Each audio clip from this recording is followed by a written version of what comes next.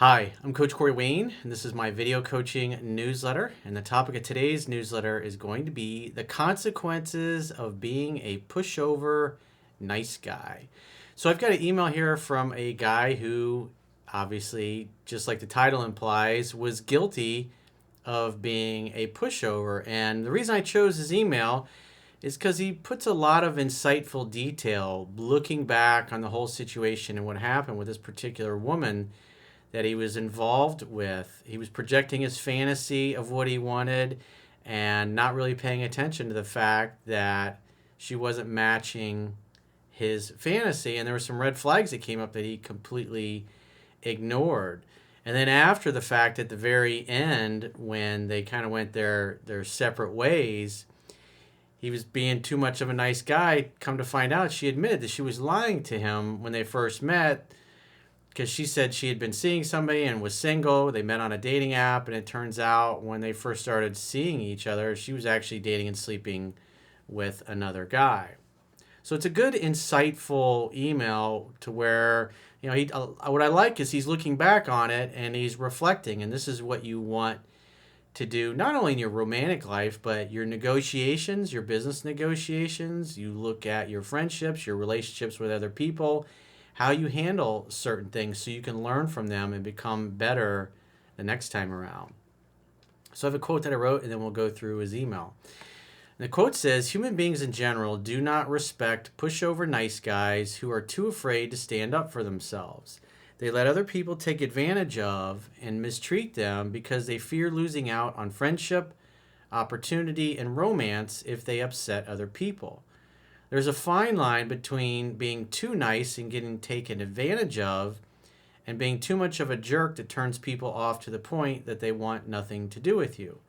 Never allow people to disrespect yourself and your dignity or tolerate people who constantly violate your boundaries and mistreat you.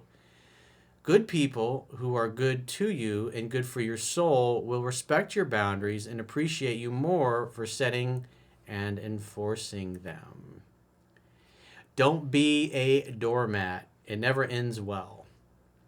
When you act like a doormat, it just shows you're not willing to stand up for yourself. And that causes you to attract people into your life who will take advantage of you. People that will borrow money from you and never, that you supposedly think are your friends. You lend them money and then you never hear from them again. I'm sure many of you obviously watching this have had that experience and learned the hard way. You just don't lend money to people, especially close friends. Most of the time, it doesn't end well, especially when it's a lot of money. So let's go through his email. He says, "Hey, Coach, I appreciate you, and I'm grateful to have found your work. It has been illuminating on many levels as I realize how much of a pushover nice guy I've been through many situations in my life. I'm listening to 3% Man on Audible on repeat and watching your YouTube videos. I'm just on my third cycle and I'm learning a lot. I will read and listen to it at least 7 more times. I'm recently getting over a rejection where I put way too much into it, thinking she was the one. We met on a dating app. She's 36 and I'm 32, so there was that mismatch. And then I didn't, at the time, see how her level of attraction was not that high, maybe a 5 or a 6. Most people don't end up with somebody that's exactly their age, so that's not really a mismatch issue. I still date women 25, 30 years younger than me. If a girl likes you, she likes you. If you like her, she likes you. Or if you like each other, doesn't matter.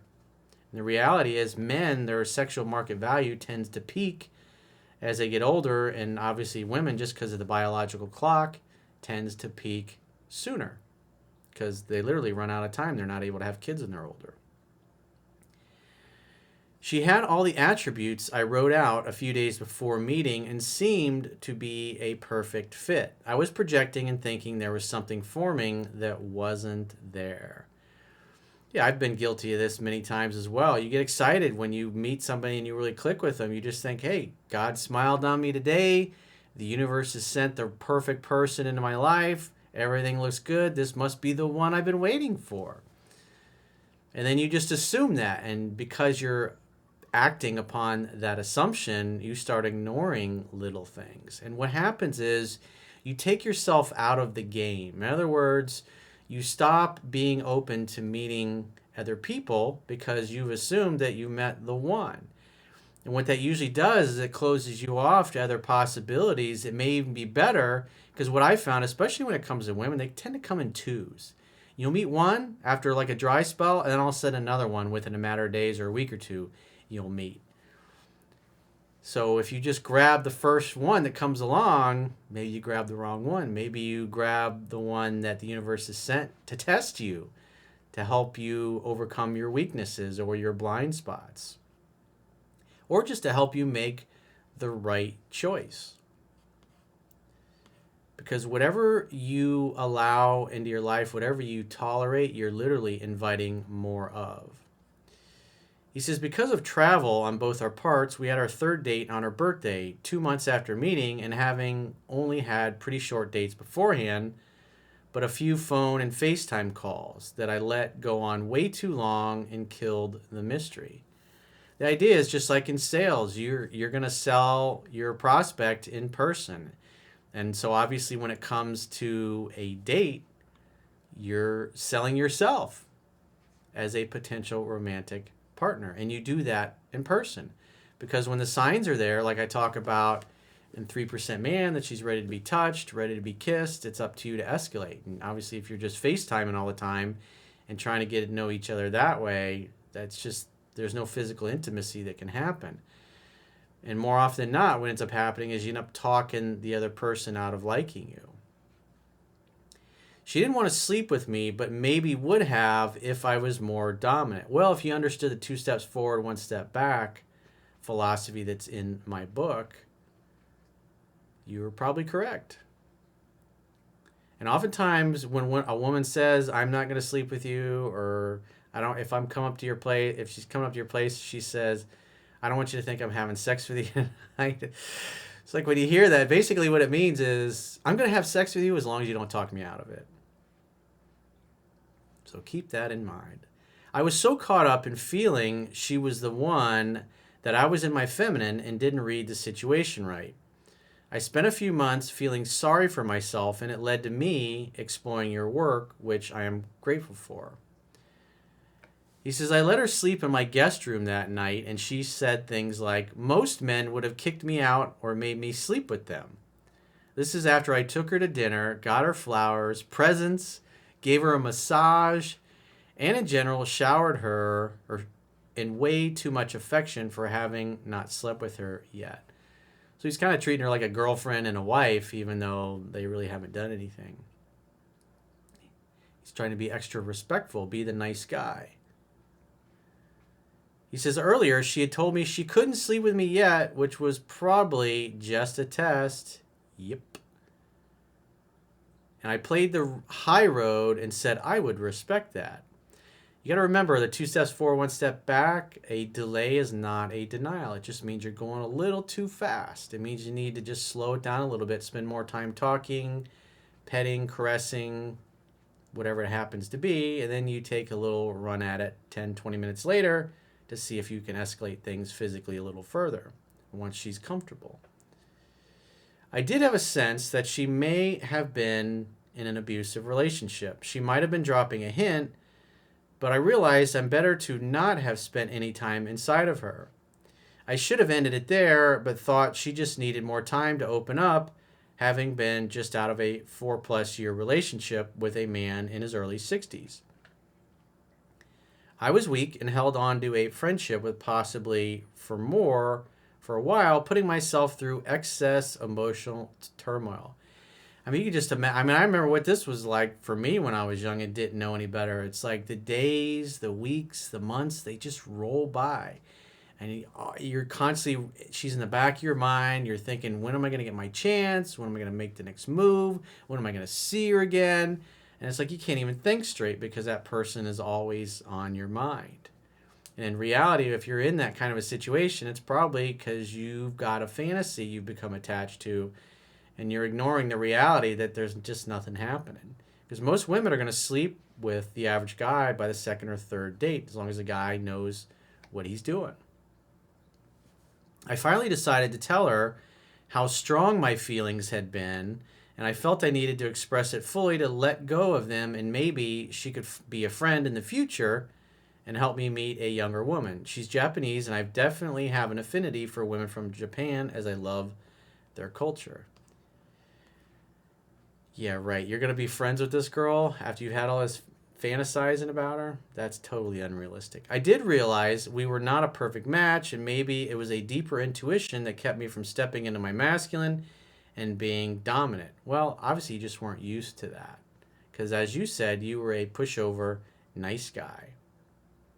And so you got to understand part of the seduction process. When a woman, like if you're in the process of seducing her and she stops, and maybe she starts putting some of her clothing back on, and then she says, I'm not ready, is that you look at that, because you got to understand from a woman's perspective, she wants to be able to feel safe and comfortable. And at any time she doesn't feel that way, she wants to be able to tell you to stop, and you'll stop and respect that.